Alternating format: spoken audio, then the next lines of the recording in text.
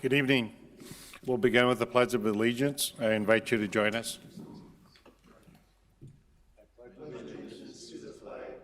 United States of America, and to the republic for which it stands, one nation, under God, indivisible, with liberty and justice for all.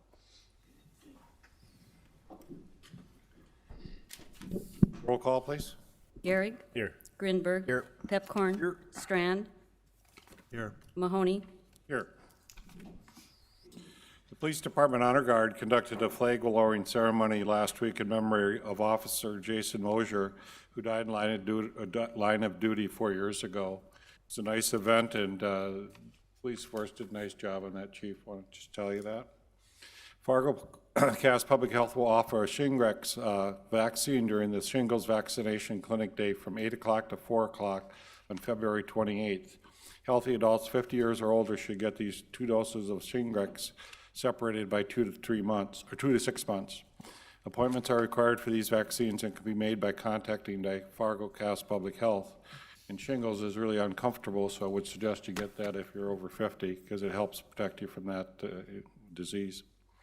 Inspection personnel are attending training in early March that will include newly revised and updated accessibility standard, which has many revisions that will provide additional and increased levels of accessibility for all.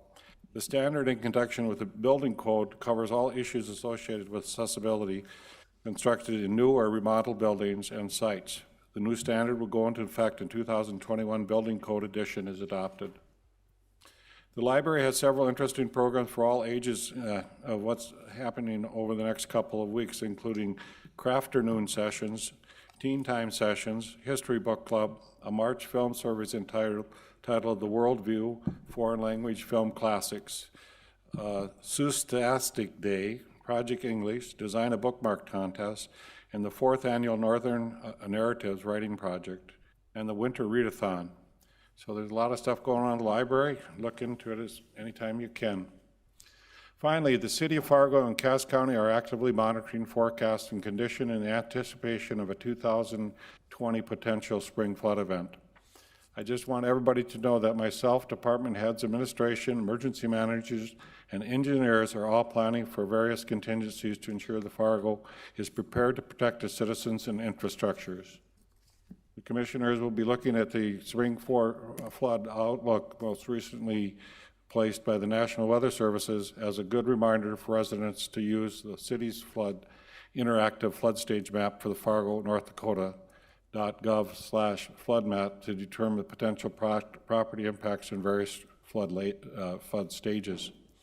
Residents are also encouraged to consider purchasing flood insurance sooner than later due to a 30-day delay before the policy goes into effect after the purchase date. If we anticipate an early April flood crest, one might want to have their flood insurance in by March 1st at least. According to FEMA, more than 20% of flood claims come from properties outside of the high-risk flood zones. The interactive map is helpful for people who have not seen those before, but a lot of us have seen them, and it helps you figure out the risk for your house. Is there a motion to approve the order of agenda, withdrawing item 6 from the consent agenda? So moved. Second. Any discussion? All those in favor say aye. Aye. Opposed? Nay. Motion carried. Is there a motion to approve the minutes of the February 10th, 2020 regular meeting? So moved. Is there a second? Second. Any corrections? All those in favor say aye. Aye. Motion carried.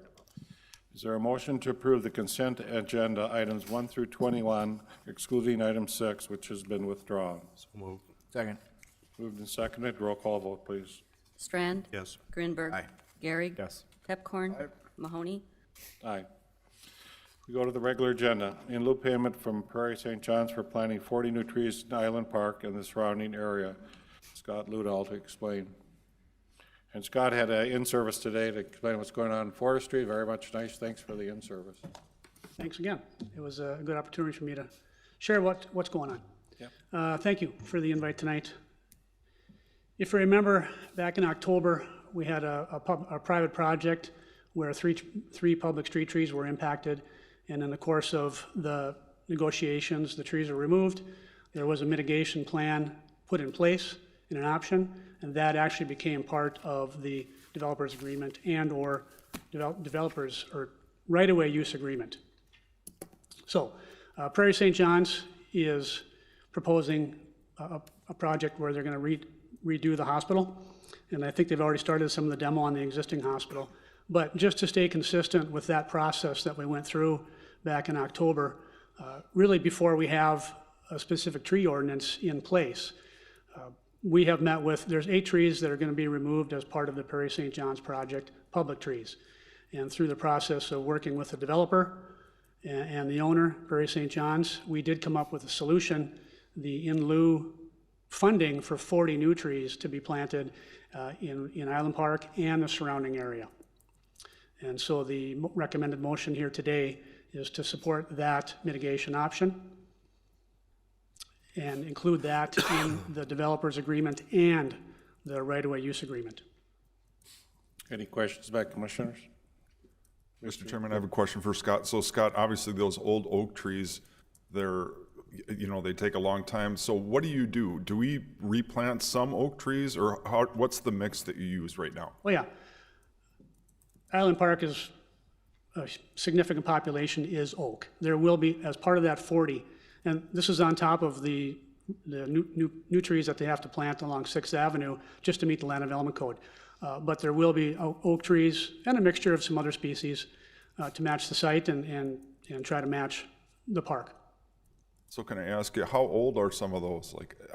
Obviously oak trees, they're slow to grow, but how old are some of those? I didn't do any coring, but I'm going to say over 100 years old on some of those, even more in the park.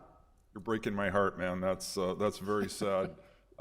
Oak trees are, and especially in Fargo, North Dakota, we hate to lose those. But so can I ask you, when you buy new ones, how does especially oak trees, are there nurseries and aren't they hard to move? And then that's the end of my questions. I apologize for that. Good questions. And actually, oak is a sensitive species.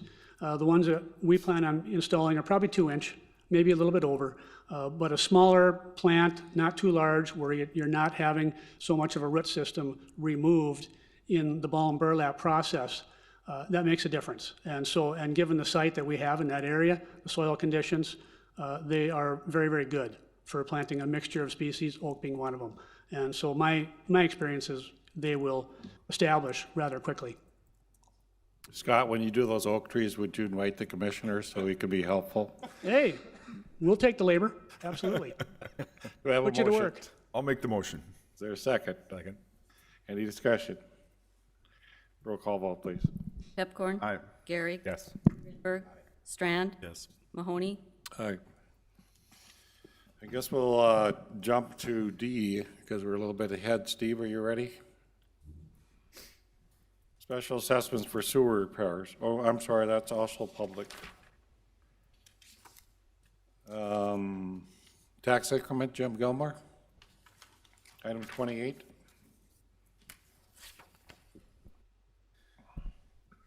Tax increment financing for a project located at 703, 705, 711, and 10th Avenue North. Maybe I can briefly explain the process that we have for tax increment financing districts. We don't do these all that often. The process is to first bring this to the City Commission for sort of a preliminary look to see if you want us to work with the developer to develop a renewal plan and kind of move it forward to the next steps. At this time, we're not determining how much assistance they'd get. That's determined later after review by our financial advisors, or how many years the TIF might run. That would come later.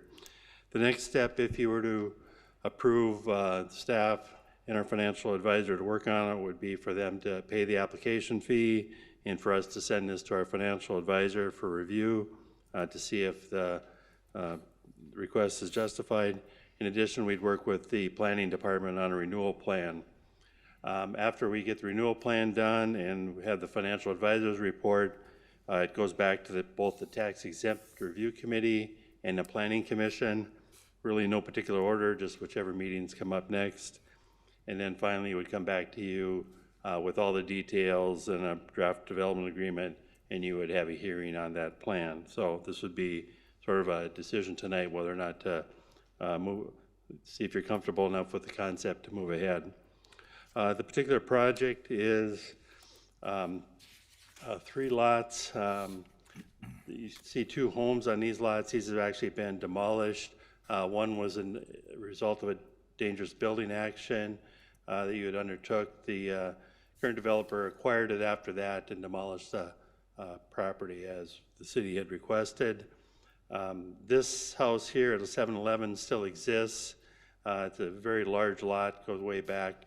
And so the concept is, because of the previous blighted conditions and deteriorated conditions on this house, to replace this, there'd be 22 townhome type units. They'd be 3 bedrooms, and so they'd be suitable for families. In 22 units, there'd be, the first phase of the project would start and be in this area. Second phase would be removal of this house and completion of the project. Estimated investment is $5 million.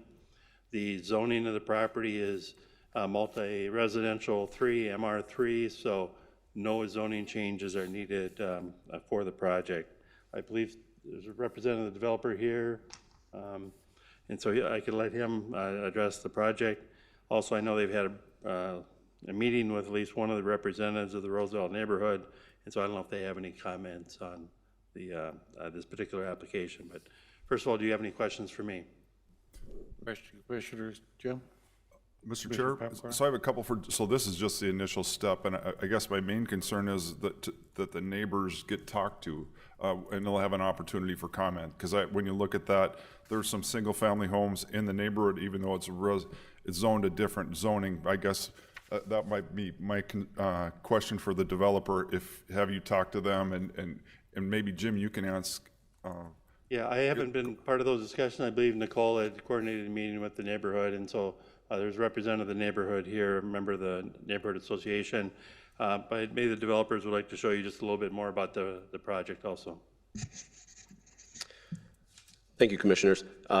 Yes, actually, to answer your question, we had originally applied for a setback variance, and in that process, the surrounding neighbors were notified. I believe there was maybe just one response from any of the neighbors, and it was concern with increased traffic flow through the area there. But I believe, yeah, the neighbors have been been aware of the project now for some time. I believe you have some images of what the buildings would look like. It's important to take a quick look at those. The first small image on top is of the 2 smaller lots, 703 and 705 10th Avenue North. As Jim mentioned, both of those blighted structures have been already removed due to public health hazards. This picture is of the current structure, a blighted 7-plex apartment complex currently on 711 10th Avenue North. This unit currently has 6 tenants currently living in it, and between the developers' other properties and units throughout the metro area, we will be able to provide similar housing to these tenants.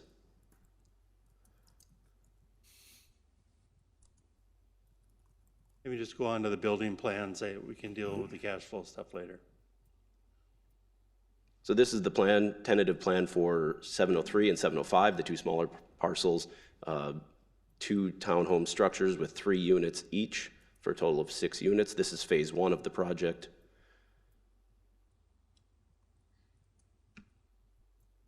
This is the architect's rendering of the exterior. And I think it's important to note that the street face of the units, that's just a very rough rendering of it. Obviously, the integrity and character of the area can be taken into account with the look on that area, if there's any specific things needed by the city or the association. So.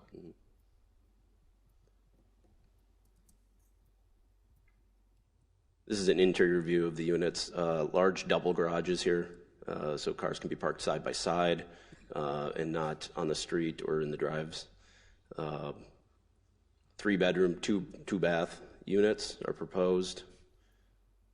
Again, our business plan is to attract families to North Fargo for the school district, as well as within a walkable distance to Sanford for employment and downtown.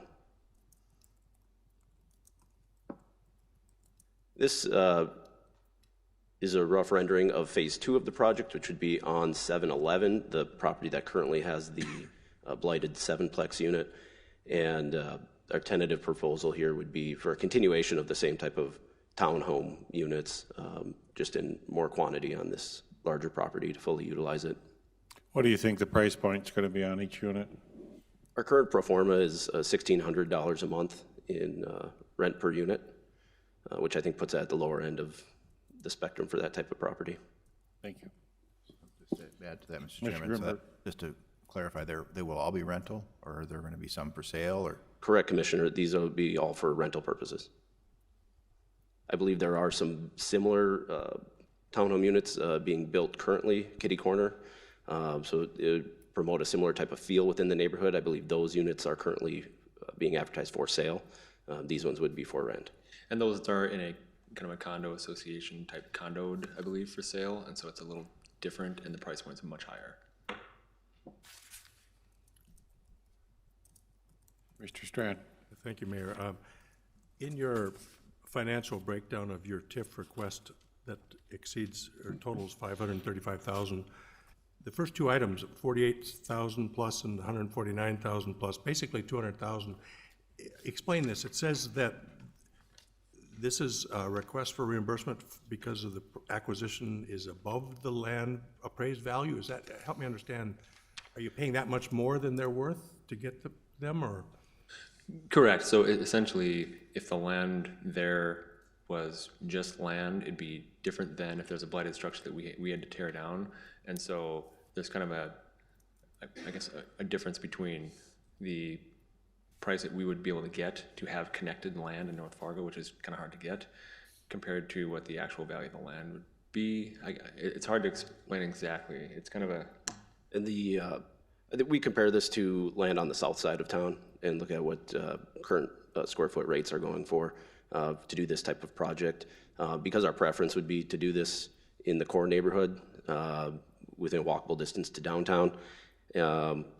The additional costs, which I believe is what this type of incentive is utilized for, is to offset, as Brandon mentioned, the additional costs of procuring the land with the blighted structures on them, the demolishing of the structures, and we're basically basing this off of our purchase price versus the currently city assessed value.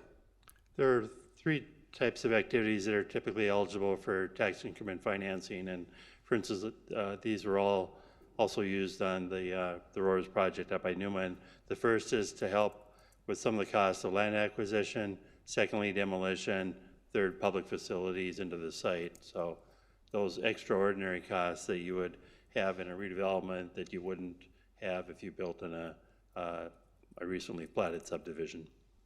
I think Jim said that much better than I did. Thanks, Jim. And if I might continue, Jim, the Roars project TIF, however, had an element of incentive for the neighborhood. This doesn't, that I see? At this point, it does not. I think that's something we could take a look at. We look at projected income, if it's not all needed to get the development feasible. There could be, some type of neighborhood work added to it, but I don't know that there's, extra, TIF revenue that might be available from this project or not at this point. We're really early in that financial review. But that would come out of the financial review, and if we had some extra, that's what we'd have to talk about. Yes. Any other questions or discussion? Mr. Strand? I'm going to do a Commissioner Gehrig here. Would you do this project if you didn't have the TIF financing support in place? Commissioner, our initial intent with these properties would be to do a larger multifamily complex that would have much better financial performa. Our decision to go with the townhome style of units here is essentially into trying to keep for a more residential feel for the neighborhood while still promoting somewhat higher density than current. So the answer would be no. this project, the numbers don't work to do the, what I'd call mid-density of this townhome type project. The land likely would be eyed for a larger multifamily project, either by us or another developer. And there's obviously a different clientele looking for a 2-bed, 1-bath apartment building compared to a 3-bed, 2-bath with an attached garage. It's a little different clientele, a little better for the neighborhood.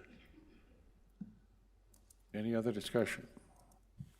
Well, Mr. Chairman, I'll support the request to do more research and study.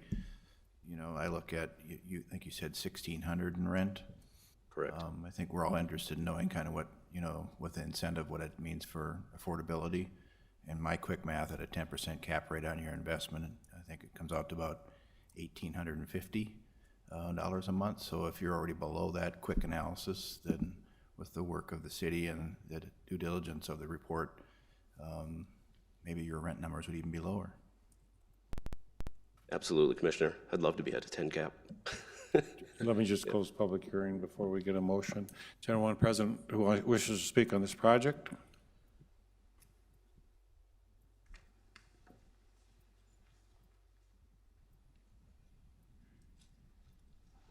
Harold Thompson with the Roosevelt Neighborhood Association. We've not had a chance formally to meet with the developer, but a month ago we met with the planning and they said the plans are still preliminary. And I have one quick question. The plans have not been reviewed or approved by the planning department yet, correct? These are still preliminary? I don't know the answer to that, Nicole. Have they been reviewed?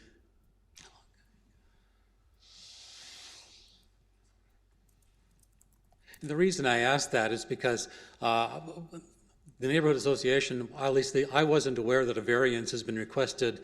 The neighbors have not informed us that that was.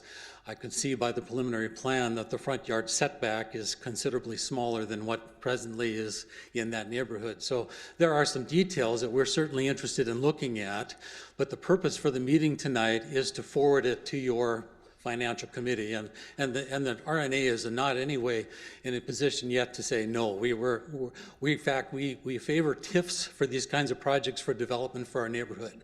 We just want to make sure that they fall within the requirements of the MR3 requirements in terms of size and scale. But so when we look at these plans, they have the tendency to think that they're final, and they're not. Is that correct, Nicole? Correct, Harold. They're not finalized through the planning department, nor an application for a variance was processed but was denied by the Board of Adjustment. Okay. What's misleading is that you saw there were 3 single-family homes originally built on that site. 2 have been removed, and the last one that was shown has been increased to a 7-plex over the life of its structure. And so this site, which has been advertised as being 9 units, is going to increase to 22. It feels like it's going to double in size. Well, doubling in size is something we wouldn't be opposed to, except that originally it was just 3 units. At the most it had been 6, and to double it, you know, it would have been 12 would be something more compatible with the scale. So that's why we're interested in, as a neighborhood association, to review the final plans to make sure that they in fact do support the scale and the architecture of the neighborhood. It also is going to support workforce housing and families. I haven't seen anything related to anything for children. There's just not enough green space I can see in the preliminary plans to support families. So I'll just conclude with what after our meeting, we responded to planning is that we as the RNA is not against a TIF for this project, that we support these kinds of redevelopment for our neighborhood. Adding density within a reasonable scale is favorable and within the GO 2030 goals. However, please know that we've not met formally to support the TIF as an RNA or the project either. The RNA does not know how the project will fit within the core neighborhood plans, as those meetings are just getting started. So it's one of these things that if it fits the MR3 right now, that may not be what the core neighborhood plans are in terms of additional design guides, design guidelines. So We're hoping that the future development plans will include design goals and details that provide us products that enhance the most positive characteristics for neighborhood elements. Right now, these current plans do not do that. Thank you. Thank you, Harold. Is there anybody else who wishes to speak to this project? I close public hearing. Do I have a motion? I'll make the motion. Is there a second? Second. Any discussion? Commissioner Strand? Thank you. A couple questions and comments. Did this go through tax exempt review? This is just the first step. Okay. So there's, sorry, Mr. Chair, that's, Yeah, you can comment because you're tax exempt guy. Go sorry ahead. about that. Yep, that's all right. I was, What happens now, before we used to have some things come up, now they're gonna be, a developer puts money up and has us go to our committee to give an evaluation, to then go to tax exempt committee. Then it would come back to the commission, Dave, right? And planning. I'm sorry, planning as well. So it's got a lot of steps to go, and that's where the neighborhood very much gets to be involved. just some notations and comments from my perspective. My preference is that when we have public funding to help with housing, apartments, market rate housing, that we start eventually at some point, including some affordable components in what the public's delivering.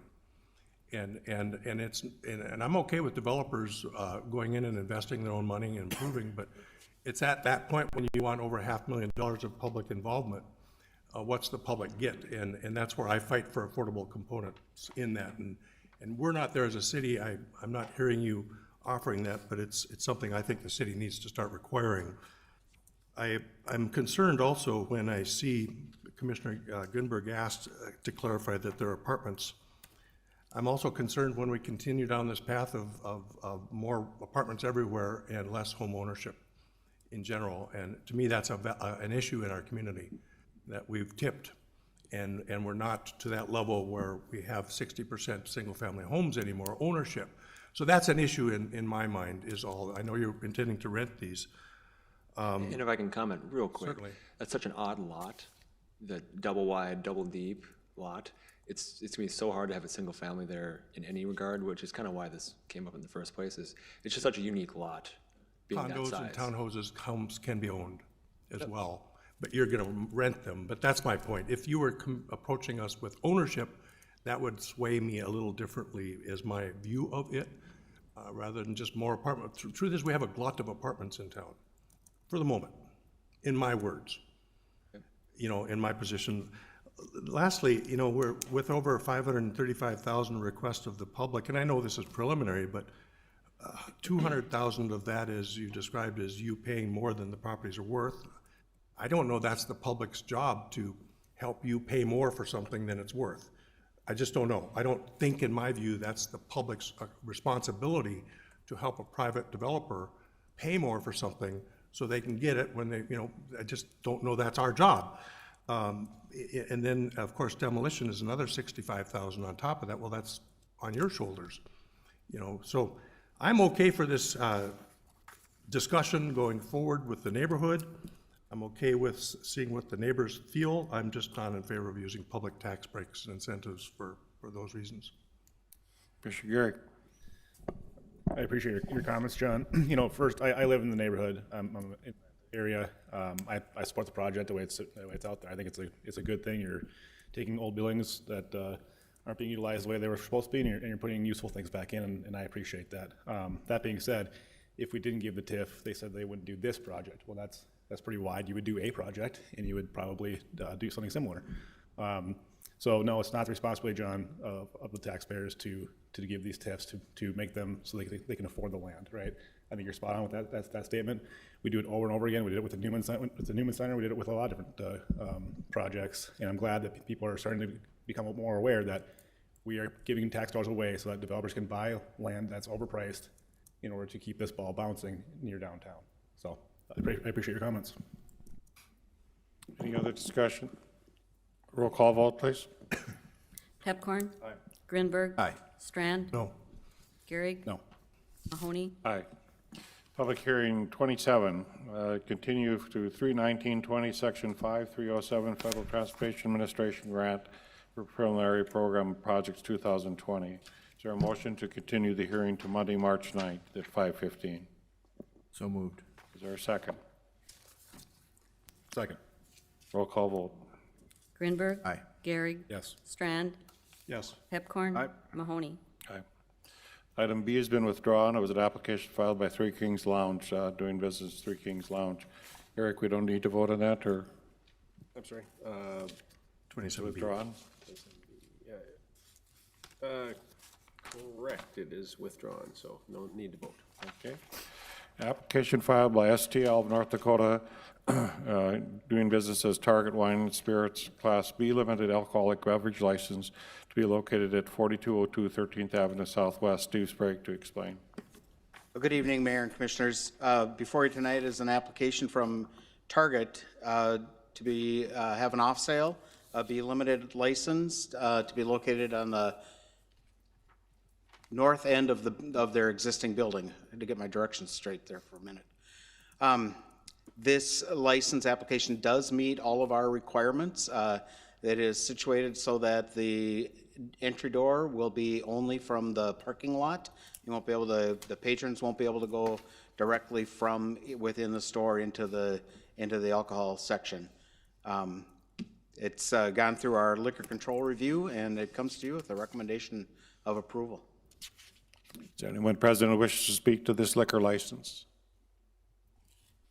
Is there anybody who wishes to speak? If not, I'll call public hearing and ask for a motion. Mr. Chair, I'll make the motion, but I'll just make a couple quick comments. So we first met with Target in May of 2018, and that was Steve and I, and so it's been going on for 2 years. There was a letter to the editor today. We didn't have any negative feedback from any of our local retailers that were at the meeting. And then we met again in 2019 at the airport. We met with them again. I think it's great that they're abiding by all of our existing rules. That's a good thing. And our local retailers, I was very surprised. They were happy to have the competition, I think, and so it's a good thing. I just wanted to compliment Steve because he does a great job of. That's why the compliments were that it just seems so seamless, and it's because Steve does a good job of. There's lots of work behind the scenes before we get to it, and so I just wanted to thank him for all his hard work, and I think we do a good job. And I'll just add one more thing. I personally like local retailers. Obviously Target is a large corporation. A lot of the money that they make doesn't all stay in Fargo versus our local retailers. However, they're abiding by our rules, and so we have to welcome them in. And I think they'll be good business people and set a good example. So. That's the end of my editorial comments, and that's my motion. Thank you. Commissioner Gehrig? I'll second it. Steve, what is the limited B and how long was it on the shelf for? So a B limited license is created when the city grows to certain population levels. This license we've had it available for about 2 years. It was originally issued to the people that own the spirit shop, and they couldn't find a location. Where it was originally issued, they weren't able to come to terms with the landowner, and so the person that had it, Mr. Nicholson, looked around the city and couldn't find another location that fit, and so eventually he turned it back to the city, and it sat for another 2 years, and so it's been available for quite some time. The issuance cost is $80,000, and this is a license that will not be able to be transferred unless they sell the business as a going concern. So if Target gets into this and a year down the road or 5 years down the road, they decide, we're not going to be in the alcohol business anymore, that license would come back to the city. And you can't sell liquor, right? You can sell beer and wine? Pardon me? Is it beer and wine, or what is exactly? This is a full liquor license, so it's beer, wine, and spirits. So just to point out that it was sitting on the shelf for a long time, and like Dave said, they're following all the rules, so there's no reason not to. So I think it'll be great. Okay. Any other discussion? Roll call vote, please. Pepcorn. Aye. Gehrig. Yes. Strand. Yes. Grinberg. Aye. Mahoney. Aye. Number D, special assessment for sewer repairs. Steve Sprague to explain. So annually, the city of Fargo does have a sewer repair policy where if a homeowner or a property owner has to fix their sewer line, they can come to the city. In certain cases, the city will pay part of the cost of that sewer repair. Mostly what we're seeing lately is that it's 100% on the homeowners.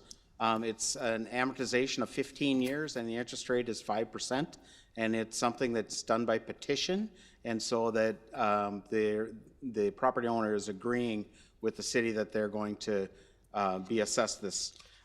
We have a total this year of just over $1 million that's on this assessment roll.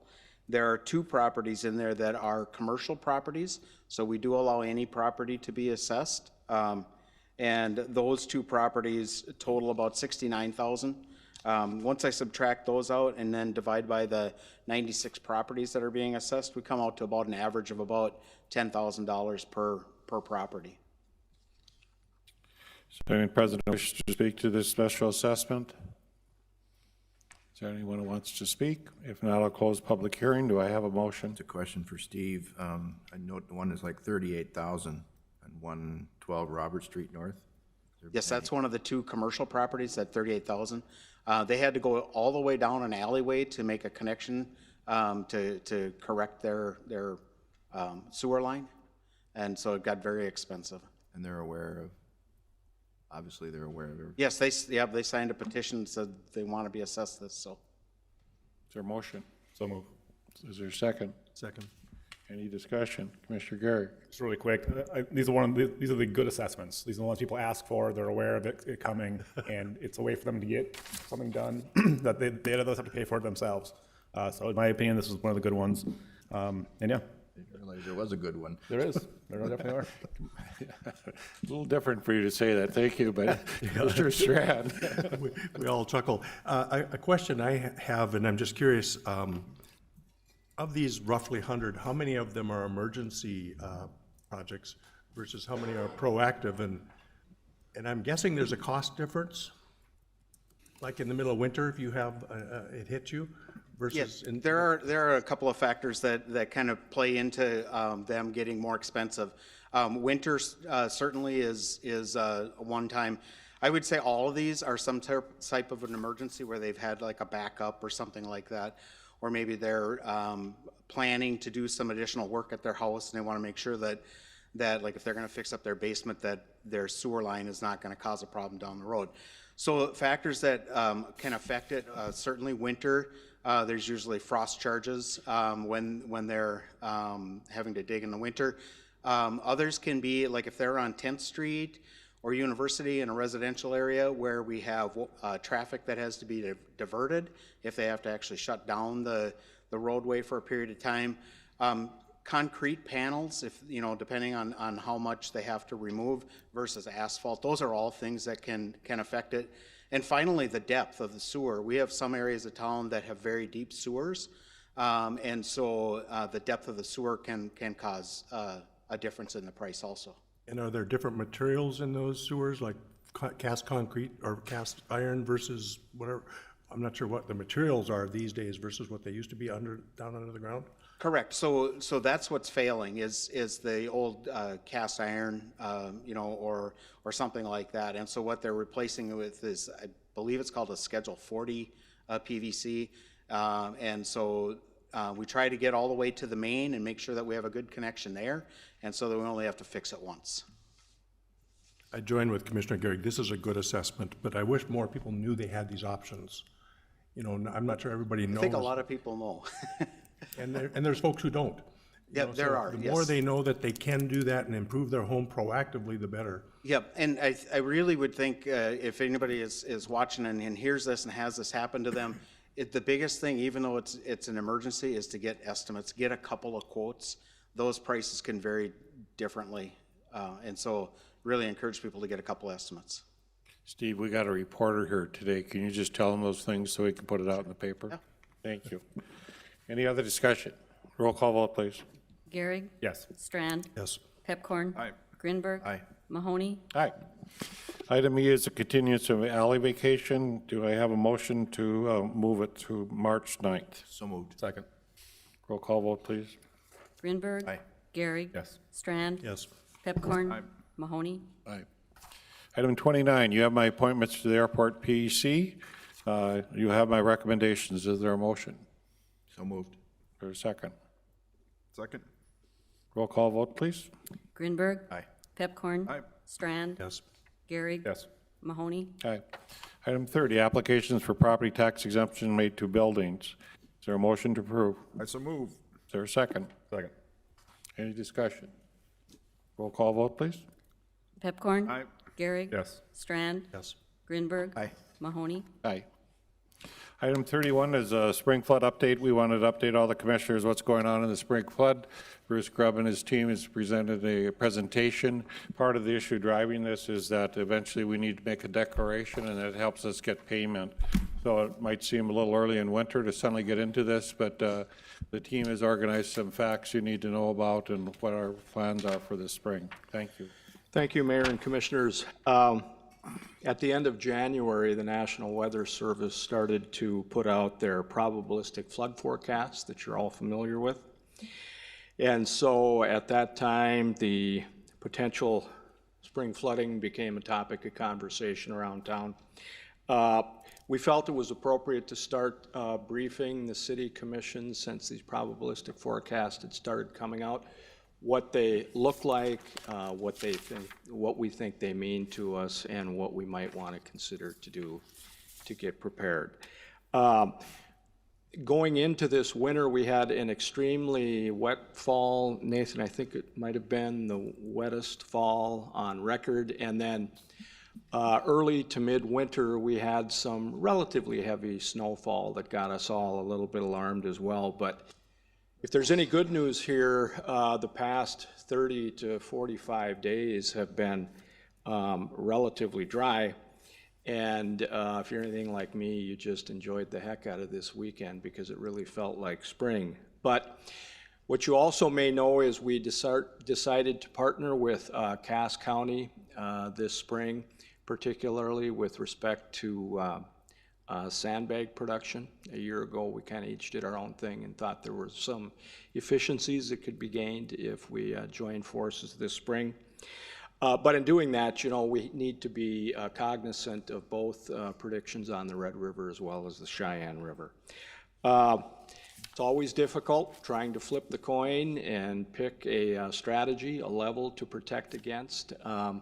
Nate has some slides in here, kind of interesting. The last 7 emergency flood fights we've had, 3 of the 7, they hit the upper levels, just between the 10 and 5%. 2 of them right in the middle at 50%, and 2 at the 90%. In other words, not much of a flood at all. So you're kind of equally right and equally wrong no matter what you decide to do, but we plan to err on the side of caution here, and it's worked well for us so far, and plan on winning another one. We just hope it's nothing that we have to think much about. So Nate, if you don't mind, he's put together really an interesting presentation here.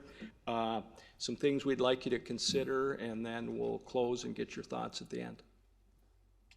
All right, thanks, Bruce. Yeah, so first couple of slides here that will show are some numbers and graphics that the National Weather Service provided back in a couple Thursdays ago on February 13th when they issued their most recent probabilistic forecast.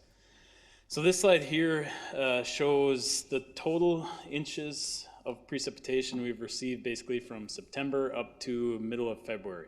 So you can see there that that last fall was very wet, as we all know, and it was actually the 3rd wettest on record for Fargo. Unfortunately, if you look at what the top 2 were, they led into the 2009 and 2010 floods. So a wet fall does kind of set us up for that potential of a spring flood. Doesn't necessarily mean we're going to have one, but it definitely is one of the factors going into what our spring melt may look like. Grand Forks is also has experienced the wettest on record as well. So that's important to note that it's not just Fargo that's wet, it's the entire Red River Valley and southeastern North Dakota that's wet. So what does it mean when we're wet? Here's a graphic that I'll try to step through a little bit here from the USGS actually. This shows the river levels on each given day from January of 2018 all the way up to the end of 2019. So this dark black line here is what that flow level was on the red here in Fargo on the given day. So here it was the spring of 2018. So you can see there, not much of a crest that we experienced that spring, nothing too high. Then the river went back down, fell within what was average flows for a given year. The green would be kind of the 50% mark, so a more typical flow. On the red, we went through the summer of 2018, fall of 2018, and then here you can see where we crested last summer, or spring, I mean, at 35 feet. So again, not the highest on record. So this blue area is historical peak flows on that given date. So you can see we were rather high, but not historically high. You move into the summer of 2019, you can see we stayed for the most part in that 90th or higher percentile for what we'd expect to see on the river all summer long. And then of course we got into the fall where we saw actually the second highest fall crest that we've ever seen on the red historically. And of course, the highest one we've ever seen though was in the fall of 2008. So again, it's setting up the stage here a little bit that we have a lot of water in the system. Again, another way to illustrate it, here's another graphic that the National Weather Service showed.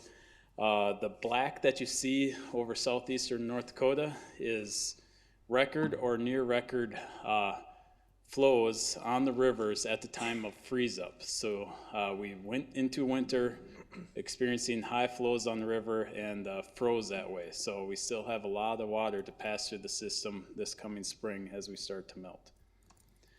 So what does all that mean?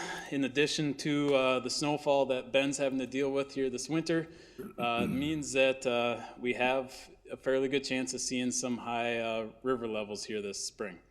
95% is 32 feet. That was roughly the number that the National Weather Service has for our probabilistic forecast.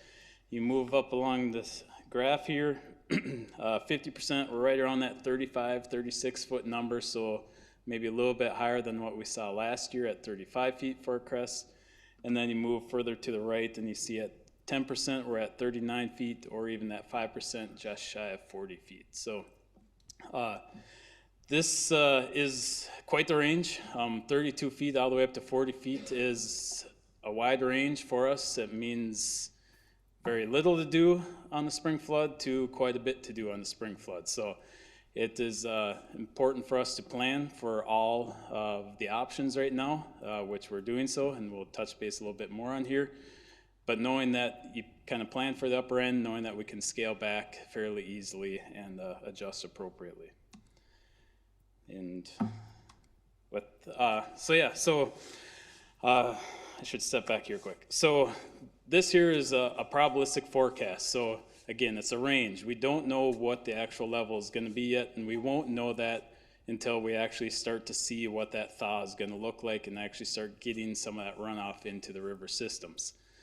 Why that is important to make sure that everybody understands that this is just probabilistic is because here, kind of Bruce alluded to it a little bit here earlier, is that the probabilistic is what we have to plan off of today. We can't wait until we see the deterministic to be able to plan and actually deploy emergency measures in a timely manner. So if you look at historically these last 7 flood events, as Bruce alluded to, 2001, 6, and 9, we hit that 10%. The last probabilistic forecast at the National Weather Service, we actually hit that 10%. 10 and 11, we hit right around that 50%, and then 13 and 19, we fell into the 90% level. It's important to remember 2019, we experienced basically that perfect melt. We went through 4 weeks or so of no precipitation, middle of 40s for highs, back to freezing at night for multiple weeks in a row, slowly metered that water through the system. So perfect melt led to that 90%. If we didn't have that perfect melt, who knows what type of flood we have actually experienced. So with that, I'll turn it over to Ben. Thank you, Dean. So as we move into this, things rapidly change when we get going into a flood stage. A lot of people sometimes think the 30-foot or even 25 is the stage when things start ramping up. But for public works and actually the city, things start at 16 feet when we start closing floodgates for our storm sewer lift stations. And then by 25 feet, we're absolutely closed off to the river, which means we're 100% dependent on pumping. And so as we move into these stages, there's always the big concern about what if we see a 2-inch rainfall? What if we see a 3-inch? What if we see an inch?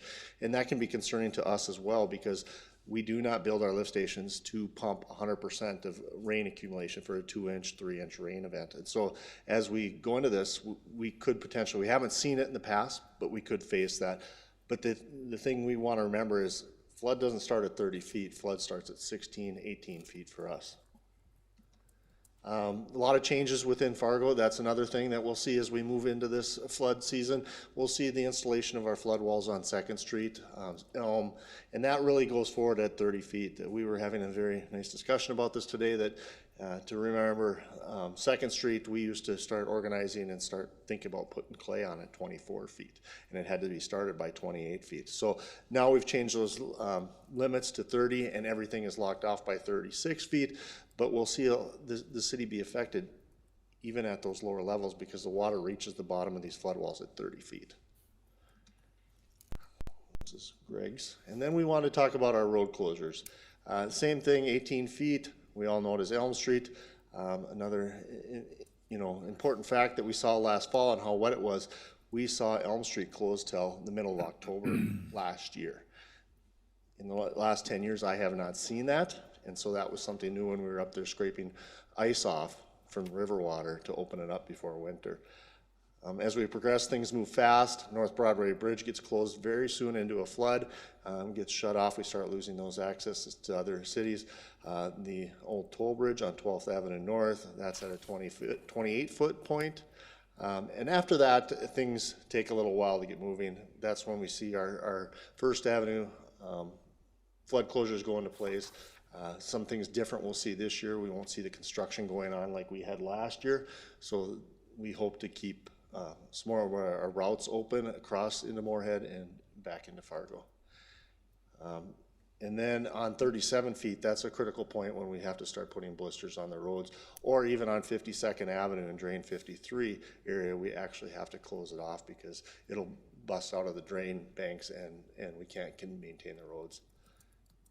And so forth. 39 feet leads us into the 40th Avenue Bridge by the Timberline area, and we're hoping to be able to do some gravel blisters if we reach those levels this year and maintain traffic. But if we start seeing those 40-foot elevations, that's when we have to close those down. And then, of course, 25th Street and Rose Cooley. So with that, back to Nate. Yeah, so at this point with the probabilistic forecast, we are in a lot of the preparation mode. We want to make sure that we have all the necessary plans put in place, that we can adjust accordingly based off of what deterministic forecasts will actually look like when we start to see those flows. So at this point, we as a city are planning for that 10% number, or that 39-foot stage on the river. So here's a graphic that the National Weather Service issues for these probabilistic forecasts that kind of show when, this is actually for Wapaton. Yeah, but Fargo has a real similar one. Good catch. But so what this is trying to illustrate here is that here is a time bar graph of when we could potentially see high water on the Red River. So you can see, though, that depending on what the weather looks like here in the next 2 or 3 weeks, we could see potentially high water as soon as middle of March, and we need to make sure that we're planning appropriately and putting our necessary measures in place, or getting them ready to be able to deploy in a timely manner as soon as in the middle of March. So with that 39-foot crest level, we always tried to have 2 feet of freeboard on our emergency measures to make sure that any rainfall or ice jams or trees stuck on bridges, anything like that might cause a spike in the river unexpectedly, that we have that necessary freeboard in place. So what does a 41-foot protection level look like for Fargo today? Luckily, it looks a lot better than what we had if we were talking 10 years ago. But unfortunately, that 41-foot protection level, we're still looking at about 8 miles worth of emergency measures that we'd had to construct in a little over a week. that ranges from about 5 miles of clay levees, 1.5 miles of a rapid deploy product that we typically use as trap bags, and then, of course, unfortunately, almost 2 miles of sandbag levees still needed. But again, you can see up on the upper table there, if we didn't complete, over 22 miles worth of levees and flood walls over the past 10 years here, we'd have a much different flood fight on our hands, or the conversations we'd be having today would be much different. Commissioner Grinberg. Nathan, update us on the sandbag. We have an inventory, and then if we do 1.8 miles of sandbagging, and let's hope we don't, how many bags do we need and how many days? Because I can't remember our production cycle with, well, now we've combined forces. Yeah. That's a great question, and Bruce will be handling that here in a couple slides later. So last thing I want to point on this slide is you can see that a 40-foot protection level all the way up to a 43-foot protection level means big differences on the emergency levies that we need for Fargo. So that's why we have to prepare for that 10% mark and be able to hopefully ramp down fairly easy, but also have the plans in place if we need to be able to ratchet up and adjust accordingly. So just quick outlook summary here. Like I mentioned, we're significantly better than if we were having that same conversation back in 2009 and from even just a year ago. We've made improvements, completed a couple additional neighborhoods last year, so less emergency measures that we would have to need if we were having the same conversation a year ago.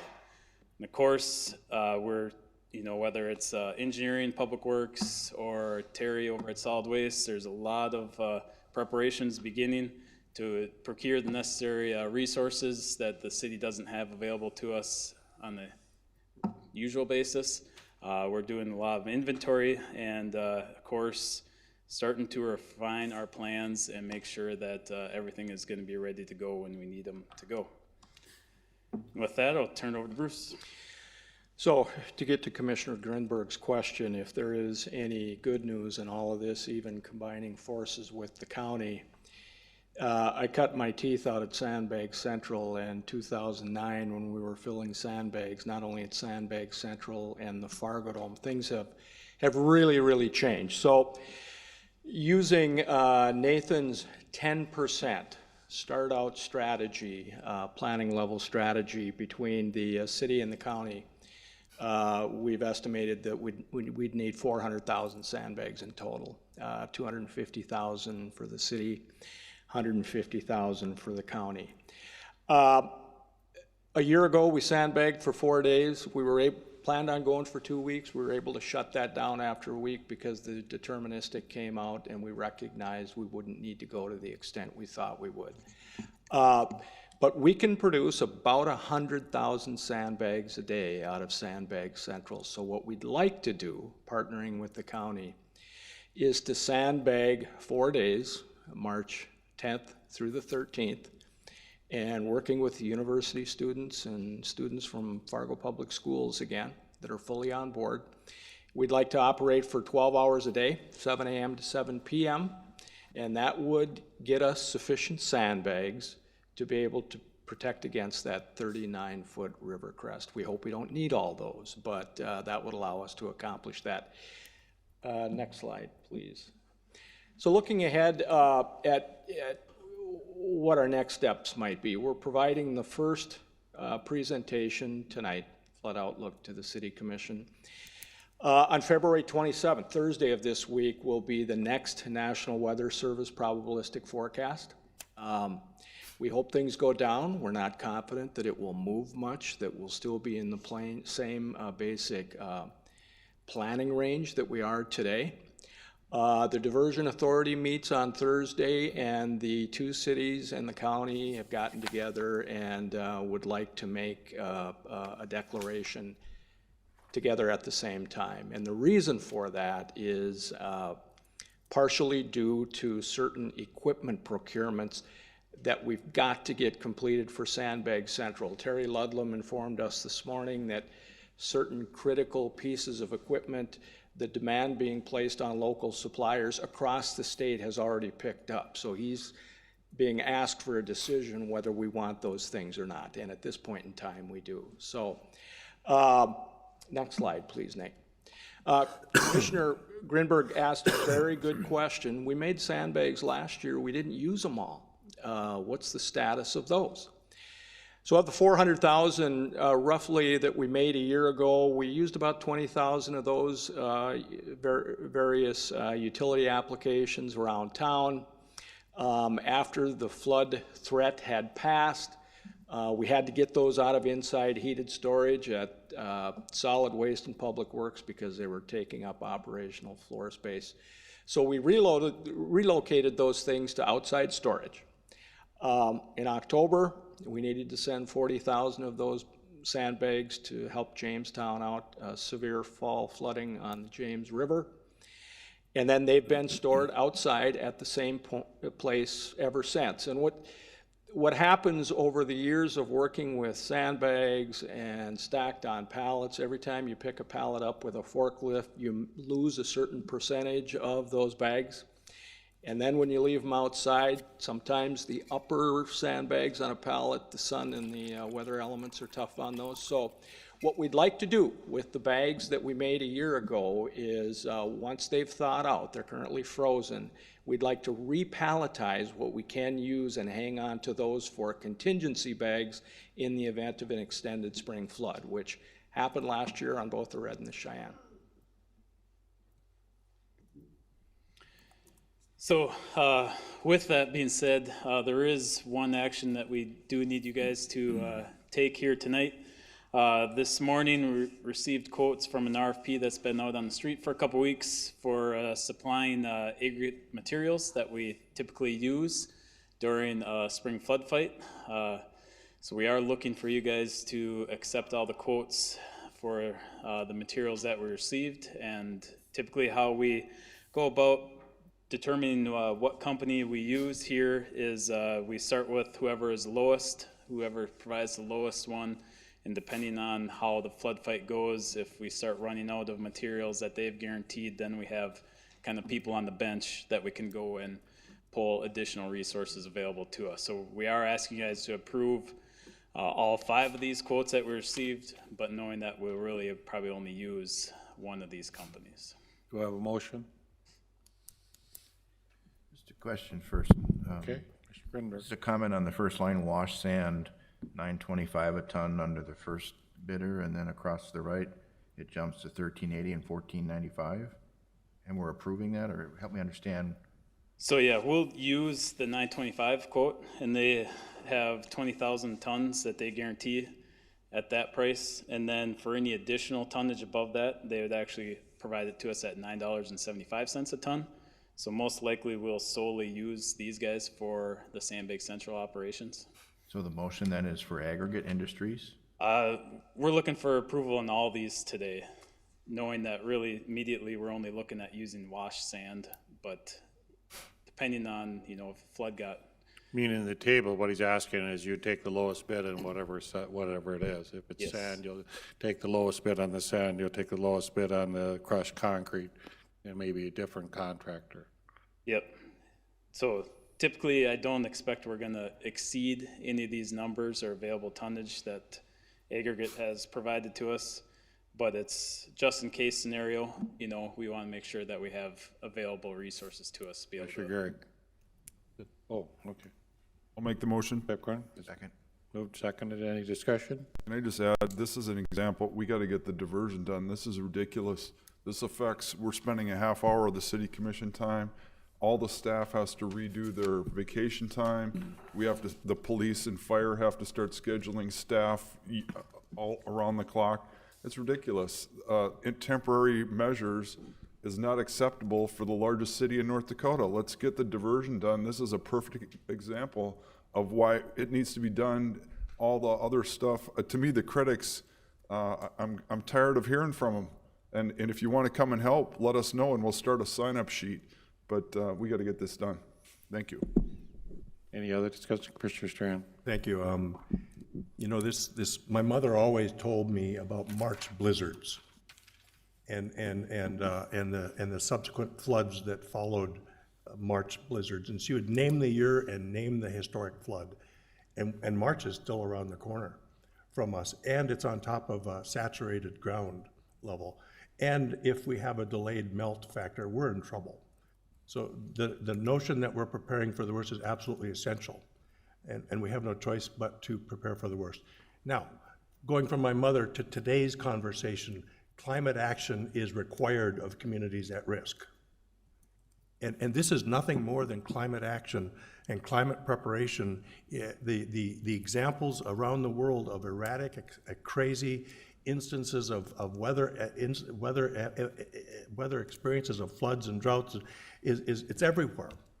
So we're compelled to be prepared for these changes coming our way and more often.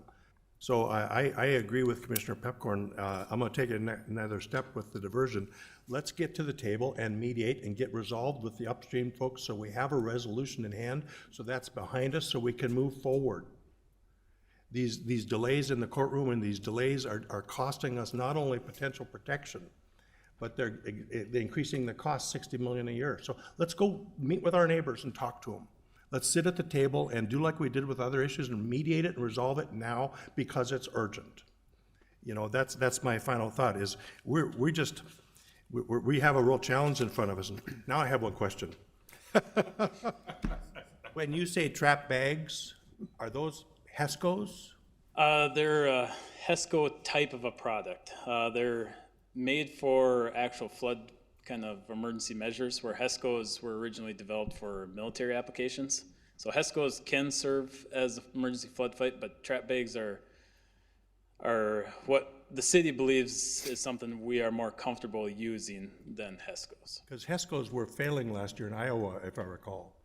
You're correct. I'm not sure how they were used, so I can't comment of whether or not the applications were correct or not, but Mr. Strand, there was concerns about how they were deployed. We deployed them a little bit different when we used them. But could you send out to the commissioners just the trap bags, just the product picture of it so they can see what those are, Nathan, so Yep, we can see absolutely. what they are? So, but trap bags, just further elaborate, it's something the city has used quite a bit. There was one spot back in 2011, I believe it was, that we kind of did a little test area on it. They performed well. And I also know they've done testing with the Corps of Engineers to see on the effectiveness of the product, and they've worked rather well. Part of the issue we had in 209 is frozen ground, so in some ways you have to back behind them, place trap or sandbags to so it's hold up when the water gets against them. So we learned some lessons on frozen ground and different things that happened. Any other discussion? Roll call vote, please. Pepcorn? Aye. Grinberg? Aye. Strand? Yes. Garrick? Yes. Mahoney? Aye. No, I didn't want to stop your presentation. Do you have something else more, you guys? I know you worked hard on this. There's Be more back in slides. 2 weeks. Thank you. Be back in 2 weeks. Thank you very much. Any other business? John, any birthdays? Well, I kind of messed up Kember's birthday last week and it said Diana instead. So Kember, I apologize. I know your birthday was February 19th, and I hope you had a good one. Motion to adjourn? So moved. Second. All in favor, say aye. Aye. We're adjourned. Thank you.